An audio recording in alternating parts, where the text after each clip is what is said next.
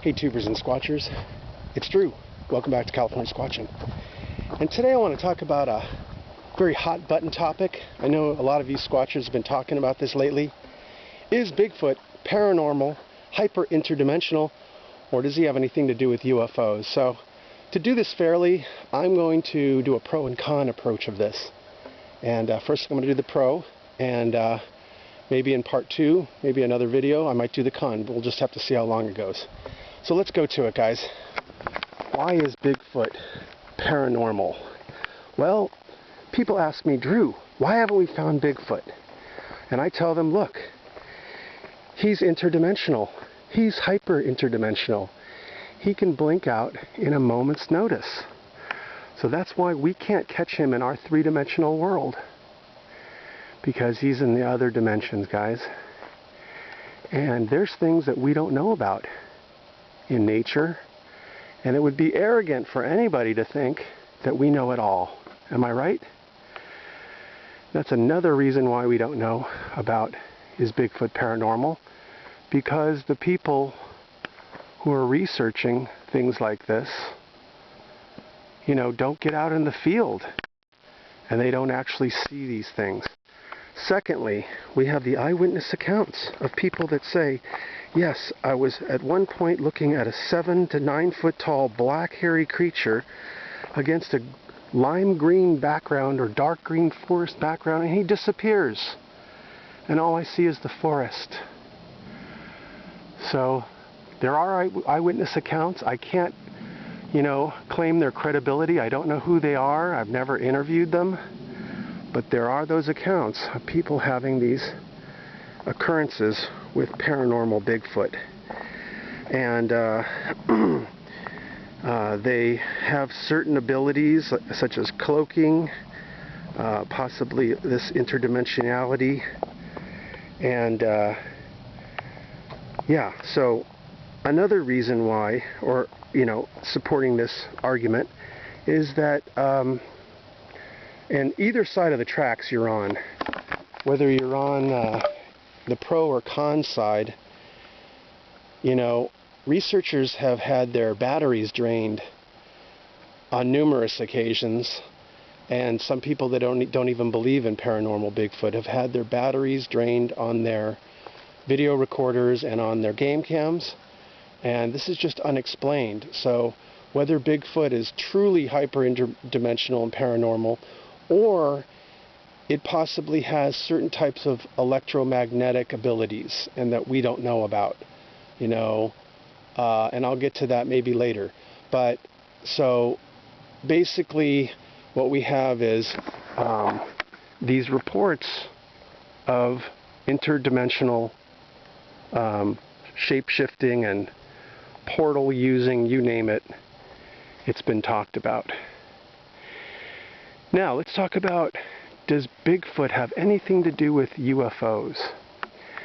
Well, let's go back to possibly the beginning of this theory, and it was from a very well-known UFO researcher, not a really researcher, but a experiencer named Billy Meier. Billy Meier was a Swiss-born farmer, and unfortunately he lost one of his arms. So he was a farmer with one arm. Can you believe that? That's got to be pretty hard work. Anyway, Billy Meier came up with some of the greatest, clearest UFO flying saucer daytime photographs ever of beam ships and, you know, really great examples of riveted, machined looking craft. He took still photographs as well as some moving video. Back then it was Super 8, I think. But very interesting photographs and film footage. Now, something that happens, I think, in the Bigfoot world as well as the UFO world, when you actually see something so clear and you capture it, you're addicted. And you need to fulfill your high like a drug again, and see another vision of one of these things. And so later on in his life, Billy Meier, I believe, and a lot of people believe, that he was faking his video. But the reason I bring this up is early on in the 60s, I think, early 60s, I think it was early 60s, he was claiming that Bigfoot was related and he saw Bigfoot in the space capsules. He talked to the different entities, aliens, etc. And he said Bigfoot was in the craft, or I don't know, but this was the first time it was ever mentioned that Bigfoot had anything to do with UFOs. Way a long time ago. I mean, we're talking about it now, but so Billy Meier, the case of Billy Meier, do we throw the baby out with the bathwater? I don't think so. I think his early photographs still should be recognized and studied as being possible real photographs of UFOs. Okay, so there's that. There was occurrences in Pennsylvania, I believe, you can look that up, of a couple different experiences where UFOs were seen around the same area as Bigfoot, Sasquatch. So there are those accounts. And like I said before, to believe that we know everything in this incredible, mysterious world would be very arrogant of us to say that. And then let me just say, concluding with the prose section of my presentation, I'm a paranormalist. I'm a UFO researcher. I love this cryptozoology thing. And it would be very hypocritical of me to claim that I do not believe, or that it is so, that Bigfoot is not paranormal. I mean, it would be arrogant, because I hate when people say, oh, you believe in UFOs, you believe in Bigfoot, you must be crazy, or you're a lunatic, or something like that. And of course I get very angry at that. I know we all do. And so why would I do that to somebody who believes in paranormal, hyper interdimensional Bigfoot or UFO Bigfoot? I can't be a hypocrite. I got to keep my mind open. I mean, we got to think out of the box. And so that concludes the portion of the pro. Now let's go to the con. Why Bigfoot is not paranormal, interdimensional, or have anything to do with UFOs. Okay? Well, first of all, we all know and love that great piece of film footage by Roger Patterson and Bob Gimlin back in 1967. And think about it, you guys. They're riding in on their horses. And I don't know, horses, I'm not a horse guy, but a horse is about 6.5 feet tall to the back. And another, holy moly, and then another, and then they're another, 2 feet, 3 feet tall for the neck. So when a rider, like, here comes some dogs right by me. Oh my God.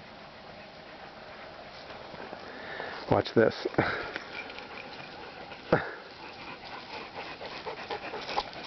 If you're not afraid.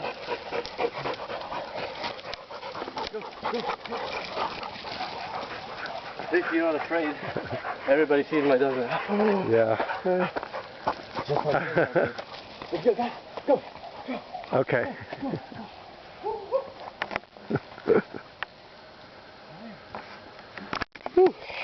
Those pit bulls kind of scared me. All right, let's get back to this. Where was I? Oh, so Roger Patterson and Bob Gimlin are coming across on their horses, and basically a rider sitting on his horse is maybe another 3 feet to the top of his hat or more. So you're talking about a 10-foot tall, 1,200-pound, four-legged animal coming through the wash. Whoa, what is that?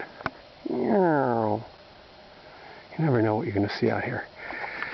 Coming through the wash, Roger Patterson gets bucked off his horse. He scampers to, secure himself on a log so he can get a good shot. And he yells to Bob Gimlin, "Cover me." And Bob Gimlin comes across on his horse with his gun raised. And we see in that world-famous photograph, possibly the world's most famous photograph of all time, I think that's frame 354, is it? I don't know, but correct me if I'm wrong. He sees Patty look back at him one time, and then she just glides gracefully across the sandbar. Well, my friends, if there was any time that Sasquatch needed to use its hyper-interdimensionality, it would have been right at that moment. And you could see Patty was not concerned. She's the alpha predator out there. You know, great white sharks don't get scared. Killer whales don't get scared. Bigfoot really doesn't get scared. And it didn't blink out, it didn't dematerialize, and it didn't go into any kind of stealth mode or cloaking. So that is evidence rule number 1, and is that Patty should have blinked out. She should have used her interdimensionality, and she didn't. Okay. Reason number 2 why Bigfoot is not interdimensional or paranormal, anyway, is that it leaves biological evidence. It leaves scat. It leaves hair. It eats food. It's smelly and it's ornery. And this matches exactly what an animal would be. A biological animal would be just like this. And so this is another example why Bigfoot is definitely a biological creature and not something paranormal. So let's go to reason number 3. And look at that dog. Oh. They're just having a great time, those dogs. So reason, what is that? Reason number 3 now we're at. Whoa. Darn. Dog's gonna bowl me over. Reason number 3. I can't see Chewbacca sitting in a UFO. I really can't see it. It makes no sense. An 8 to 10 foot tall creature sitting in a small flying saucer with a bunch of 3 foot tall gray aliens. Makes no sense. He's smelly. He needs to eat. We don't know that the grays even need to eat. You know? The gray aliens have never been seen eating. So we don't know if they're biologically the same as us. You know, but Bigfoot has to eat. We know that. He kills things. He eats things. That's why Bigfoot is absolutely real and a biological creature. Thought I heard something. So, that's another reason, is it leaves all this sign, leaves all this evidence. Now, if you're thinking about what Bigfoot is, where he comes from, how he got here, all this kind of thing, well, if you're from the scientific, if you're leaning toward the scientific approach, which I always do, you would have to, the most logical thing to do in science is look to see what has already been discovered. So what has been already discovered that looks something like Sasquatch? And I'm sure you guys know what I'm going to say. That would be Gigantopithecus.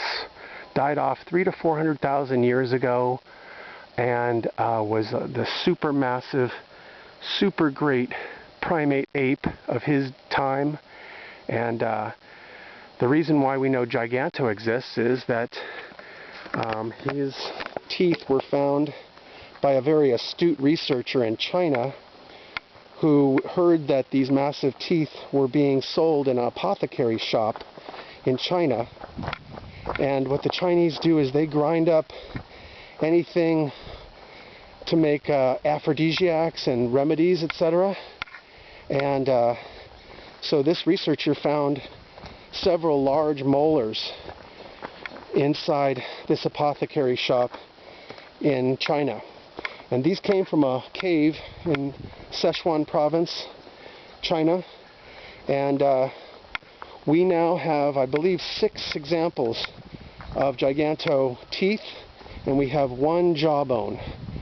Now, with those teeth and the jawbone, experts and scientists, along with researcher Dr. Grover Krantz, who is an anthropology expert, primatologist, anthropologist, accredited person in the science community, he helped recreate what giganto might look like.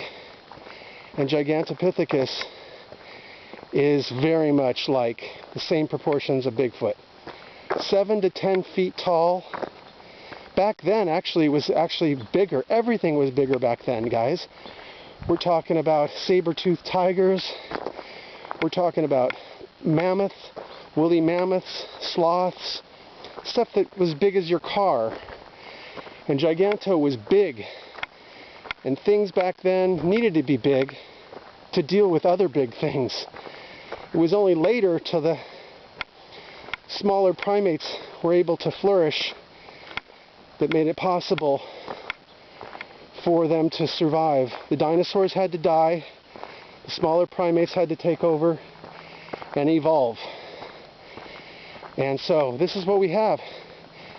Now, what had happened was, some of you know this, I know I might be repeating some of this info, but there was a mini ice age. And of course, what if you were a Bigfoot living in the north of China and the ice age hit? What would you do? You would go south. That's exactly what they did, guys. They went south across the Bering land bridge that connected China to Alaska, down into, again, Alaska, where some of the earliest examples of Sasquatch has been in their records, as well as down into British Columbia. We know British Columbia is a hot spot. Down right into the Bigfoot capital of the world, and that is Washington State. Down into Oregon, also hot spot. And down into the top of California, Northern California, Bluff Creek, where we filmed, not we, but Patterson filmed Patty. So it makes total sense that this is Gigantopithecus coming down, migrating down into North America to get away from the Ice Age. Once he found out that there was all this great stuff down here, he never left. And they go back and forth along with the deer. That's been a known fact, and the water source. So you have to have water source and you have to have deer to find Bigfoot evidence. Now, moving on to this point. Well, some of you are saying, Drew, there's a problem. Gigantopithecus looks like an ape. The recreation, obviously, is pure ape. But Bigfoot has a human-looking face. We've seen that and heard that from, not seen it, well, I guess we have, in Patty. He's got a human-looking face. And there's, of course, all different kinds of Bigfoots, just like there's all different kinds of humans. And so, where did that human face come from? All right, let's think about this. Bigfoot 300,000–400,000 years ago lived alongside early pre-humans. And they would have been vying and fighting for the same resources for food, same regional, geographical prime locations such as caves. And this was very important to them. So you know that even though these pre-humans were maybe only 3, 4, 5 feet tall, they were living alongside this giant. And of course they had conflicts. And what happens when you have a conflict? Who are fighting? The males are usually fighting. The females protect the young. So what happens?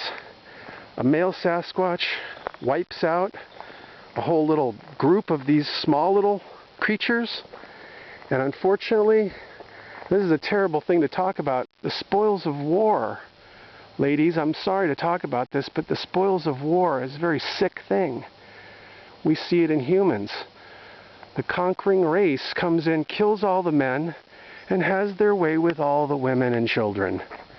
They can do anything they want, and I won't go into it because it's absolutely sick, but this is what happens.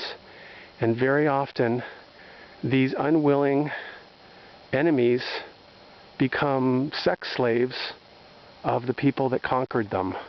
And they even actually marry them sometimes.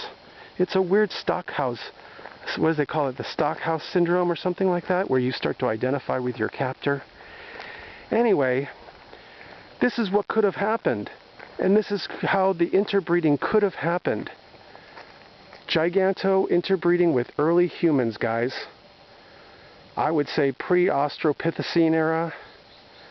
And I would just say that this is how it happened. This is why Sasquatch has a human-looking face. And we'll just have to see in the long run from the DNA. The DNA definitely says human and unknown origin.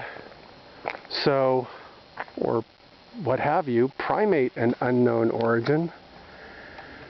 So that's basically the theory that I am saying in this con section, is that why look to see create a new species? Why attempt to make it something from another planet? Why is it important? You know, is it because we haven't found him? I mean, is mankind's ego so fragile that they can't admit when they don't know about something, and that it's been here all along? I mean, we know more about space than we do about the oceans, Loch Ness, etc. So anyways, guys, tell me what you guys think. Which side of the tracks am I on? Did you like my presentation? I thought I might do it just as I'm going through this little research area here. But tell me what you think. Do you think oh, you know, that's what I'm saying. Again, I can't be closed-minded to any of this stuff because I'm an open-minded person. Alright, guys? So tell your friends about California Squatching, and share the video on Google Plus and Facebook, and start this big conversation. What do you think about this theory? I know Dr. Meldrum shares somewhat of this theory. I don't know about the hybridization part, but they believe that it's giganto, and that would just be the most obvious thing, guys. That, you know, we found, by the way, we find thousands and thousands of species every day, usually insects, and things at the bottom of the ocean. But we found a little fawn that we thought wasn't there. You know, the silverback gorilla was only discovered the end of the 19th century. The Billy ape was found fairly recently, yada yada. So we don't know it all, guys. Anyways, that's me, Drew, the California Squatcher. Coming back to California Squatching. Cheers now. Sorry about the long video.